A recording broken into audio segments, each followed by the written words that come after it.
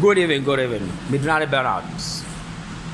Video we come a Ghana politicians. Wow, Benya was Suma MP, and I was somebody Maya or Beno.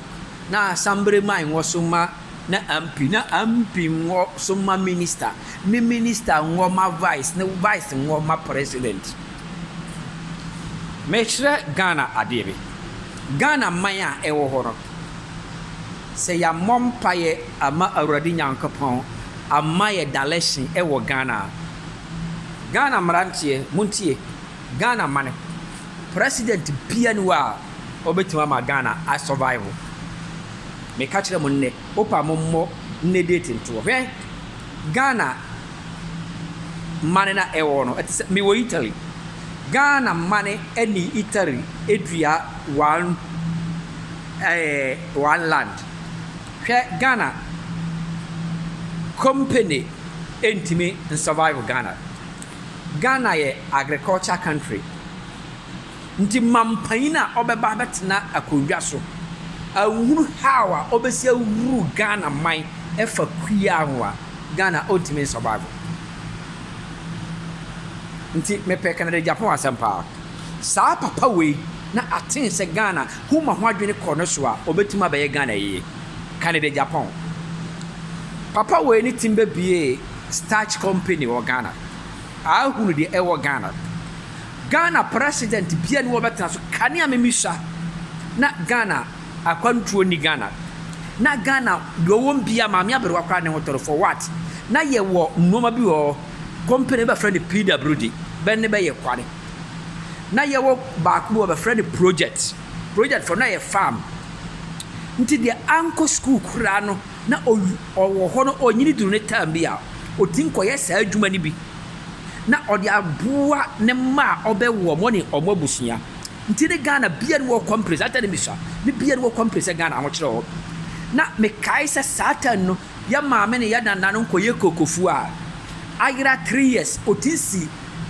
fitwahia bia won tamber rose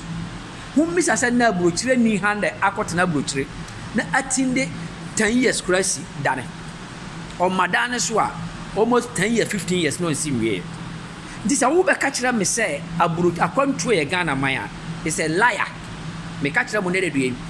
president baba betena so no later me part 2 aba kwana president o pese Ghana ye yi a me part 2 aba wunya video na tena ho ne dwene na hunu asema me ka kire ro na Solomon na ne papa di David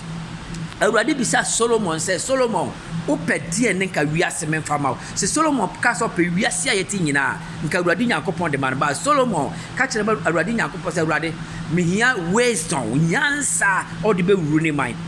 Ghana mampanyini odi ministers ne me ka sa kire mo mu hia wisdom e wo man na mutim no mu wisdom sha mu nyansa sha wo so mo ne Awurade entamuware Moni Awurade ntamuware nti nyansa efra Awurade Nyankopon se no bi ni Ghana mampanyini for I will say the truth for everybody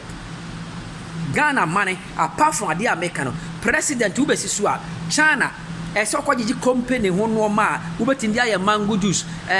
pineapple juice sa no ma ni Awurade dia che e free na wode ba na upe loan na Ghana for no wode ma boys no no omudi ekua re wa wasna koto no ma no na wode aye atwuma wo mani no me kana kura kire mo ne